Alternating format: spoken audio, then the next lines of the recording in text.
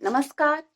The Bihar teachers history makers मेरा mobile मेरी शिक्षा के इस मंच पर मैं अर्चना आर्यानी महेंद्र उच्च विद्यालय सह राजकीय इंटर कॉलेज जिरादेई से आप सबका हार्दिक अभिनंदन करती हूँ, स्वागत करती हूँ। इस मंच से जुड़े सभी साथी शिक्षकों का सम्मान करती हूँ। मैं पुनः अपनी क्लास में उपस्थित हूँ। आइए हमेशा की तरह क्लास की शुरुआत एक सुविचार से करते हैं। समय और सब्र एक ऐसी सवारी है जो अपने सवार को कभी गिरने नहीं देती, न किसी के कदमों में और न ही किसी की नजरों में। आइए इस सुविचार के साथ ही हम अपने क्लास का शुभारंभ करते हैं। पिछले वीडियो में हमने जनन चैप्टर से कुछ मल्टीपल चॉइस क्वेश्चंस, बहुवैकल्पिक प्रश्नों पर चर्चाएं आरंभ की थी। उन्हीं को हम आगे बढ़ाते हुए अगले प्रश्न पर जाते हैं।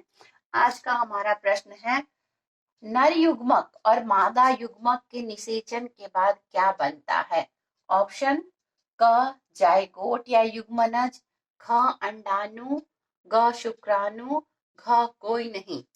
नर युग्मक अर्थात स्पर्म्स और मादा युग्मक अर्थात ओवा, इनके फर्टिलाइजेशन अथवा निषेचन के बाद क्या बनता है? क्वेश्चन है। तो जब नर युग्मक और मादा युग्मक का अर्थात स्पर्म और ओवा का निषेचन होता है, तब जाइगोट या युग्मनज का निर्माण होता है। तो हमारा आंसर है क जाइगोट या युग्मनज। नेक्स्ट क्वेश्चन, नर युग्मक और मादा युग्मक के निषेचन के बाद भ्रूण का विकास कहाँ होता है? क फैलोपियन नलिका में, ख अंडाशय में, ग गर्भाशय में और घ शुक्राशय में। तो जब स्पर्म जो है वह ओवा को निषेचित कर देता है, तो वह निषेचित ओवा अर्थात जाइगोट गर्भाशय में चला आता है फैलोपियन ट्यूब से, और गर्भाशय में की दीवार से जाकर वह लग जाता है प्लेसेंटा के साथ और वहीं उसका विकास प्रारंभ होता है। तो हमारा आंसर होगा ग गर्भाशय में। नेक्स्ट क्वेश्चन, स्त्रियों में मासिक चक्र औसतन कितने दिनों का होता है? क 14 दिन, ख 20 दिन, ग 28 दिन और घ 30 दिन।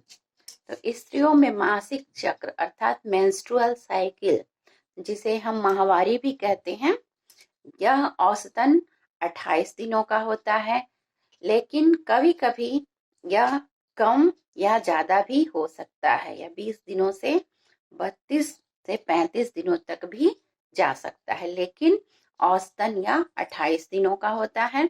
इसलिए हमारा आंसर है ग 28 दिन। नेक्स्ट, शुक्राणु और अंडाणु का संलयन क्या कहलाता है? क प्रजनन, ख निषेचन, ग क और ख दोनों अर्थात प्रजनन और निषेचन दोनों और घ कोई नहीं। तो शुक्राणु और अंडाणु का संलयन जो है वह निषेचन कहलाता है अर्थात फर्टिलाइजेशन। तो हमारा आंसर होगा ख निषेचन। नेक्स्ट, इनमें कौन लैंगिक जनन संचारित रोग नहीं है? क एड्स, ख गोनोरिया, ग सिफिलिस और घ टाइफाइड। तो इनमें से इन चारों में से घ टाइफाइड जो है वह लैंगिक जनन संचारित रोग नहीं है। तो आंसर हुआ घ टाइफाइड। नेक्स्ट क्वेश्चन, इनमें से कौन लैंगिक जनन संचारित रोग है? क एड्स, ख गोनोरिया, ग सिफिलिस और घ सभी। तो इनमें से सभी रोग, एड्स, सिफिलिस, गोनोरिया, ये सभी लैंगिक जनन संचारित रोग हैं। तो हमारा आंसर होगा घ इनमें सभी।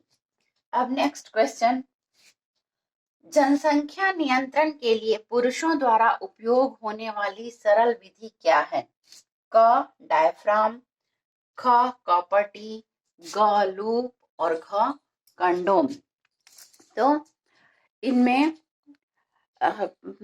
जो इन चारों जो ऑप्शन हैं जिसमें डायफ्राम, कॉपर्टी और लूप, यह तीनों स्त्रियों के द्वारा उपयोग में लाई जाने वाली सरल यांत्रिक विधि है जो जनसंख्या नियंत्रण के लिए उपयोग में लाई जाती है। तो अंत में कंडोम जो है वह पुरुषों के द्वारा जनसंख्या नियंत्रण के लिए लाई जाने वाली सरल विधि है। तो आंसर हो गया ख, कंडोम। नेक्स्ट क्वेश्चन, जनसंख्या नियंत्रण के लिए स्त्री द्वारा उपयोग की जाने वाली सरल विधि क्या है? क, ओरल पिल्स, ख, कॉपर्टी, ग, लूप और घ, इनमें से सभी।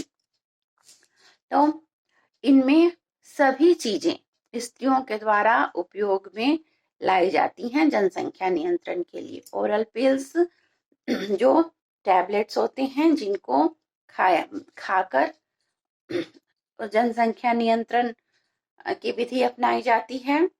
लूप और कॉपर्टी जो स्त्रियों के योनि में अर्थात वैजाइना में फिट किया जाता है। तो ये सभी चीजें स्त्रियों के द्वारा जनसंख्या नियंत्रण के लिए उपयोग में लाई जाती हैं। आंसर होगा इनमें सभी। आज के लिए बस इतना ही, फिर मिलते हैं अगले वीडियो में। धन्यवाद।